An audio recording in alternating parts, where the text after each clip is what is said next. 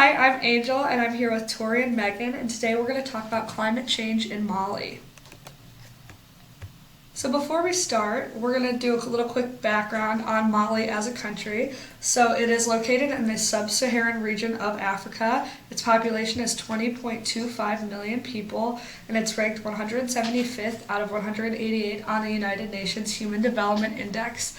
And it's actually one of the poorest countries in the world, with nearly 45% of the population living below the poverty line.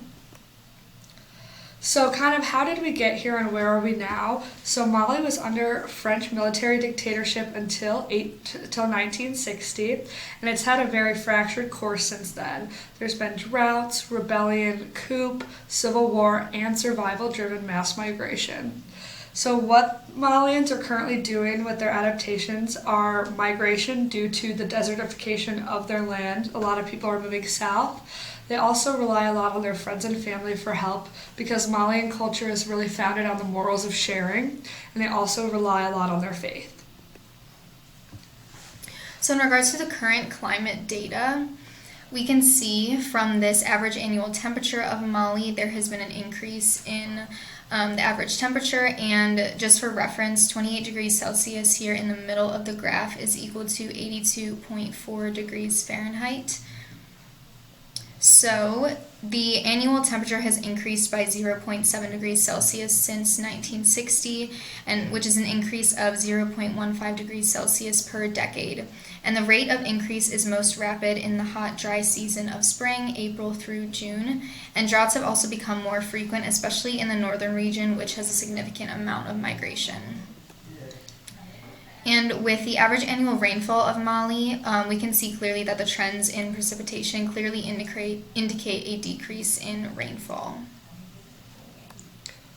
So that's kind of where we're at now. So now we're going to do a little deeper of a dive into projected climate data for the future. So as far as temperature, we can see from this graph that temperature, despite all of these different scenarios, is going to increase within the next 100 years. So the mean annual temperatures are expected to increase by 34 to 38 degrees Fahrenheit by the 2060s and by 34 to 42 degrees Fahrenheit by the 2090s. So a very stark increase despite whatever we could do to try to curb pollution and carbon emissions.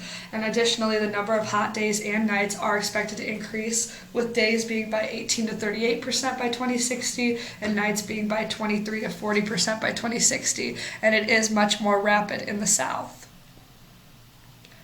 So as far as precipitation goes, there are going to be more frequent El Nino events, which are a climate pattern that describes the unusual warming of surface waters, and that is going to lead to an increased frequency and intensity of droughts.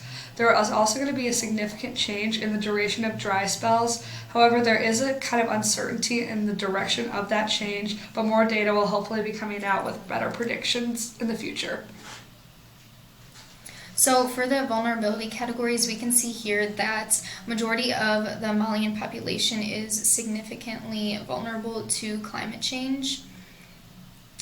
And 41% has been categorized as medium vulnerability, 32% as medium-high vulnerability, and 6% as high vulnerability to the climate change impacts. So some of the more specific vulnerable populations in Mali include people living in rural areas, people living in the northeast region of the country, and children and infants.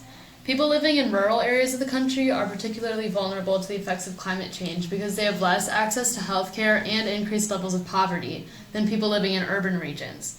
The northern region of the country is also more susceptible to climate change. People living in the north receive less rainfall than those living in the southern area, and the northern region of Mali is in a constant state of nutritional emergency. As shown in the middle image, the northern region of the country is predicted to become even more vulnerable to the impacts of climate change than the southern region as climate change becomes worse in the future.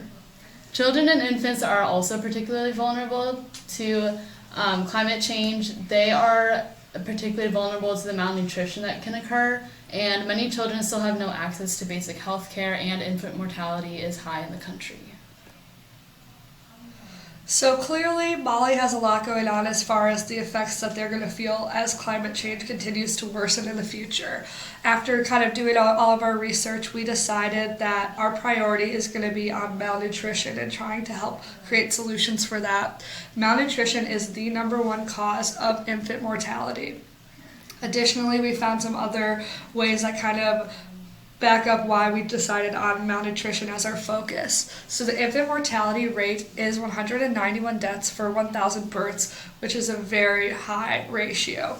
Additionally, 20% of the children in Mali are born underweight, and by 2025, 250,000 children will suffer from stunting.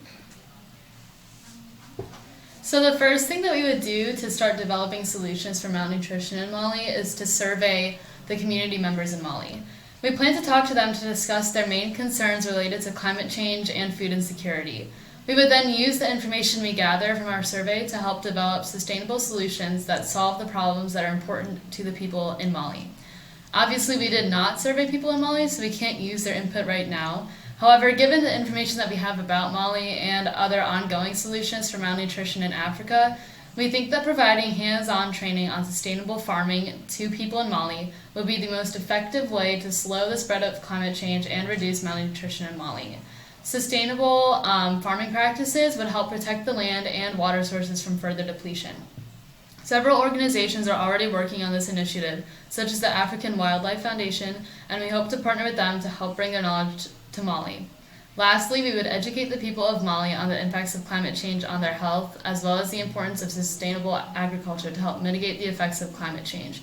With increases in food security and income for many families after our interventions, children would likely experience less malnutrition than they currently do, and infant mortality rates would likely decrease. We believe that these solutions will be sustainable because we hope to empower women in sustainable farming practices.